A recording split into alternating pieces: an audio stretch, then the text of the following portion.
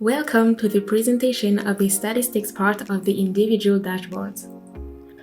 The statistics allow you to track your progress with data regarding the tasks and projects in which you participate and thus help you to optimize your professional and personal balance.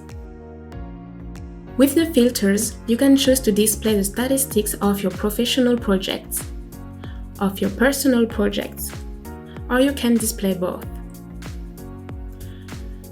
Different types of statistics appear, such as the number of completed tasks. You can choose to display certain statistics by day, by week, by month. Here, for this indicator, you can for example see the number of tasks completed during the month of June. Here, you can see the average number of tasks completed. For more information, please visit our online help available here at any time.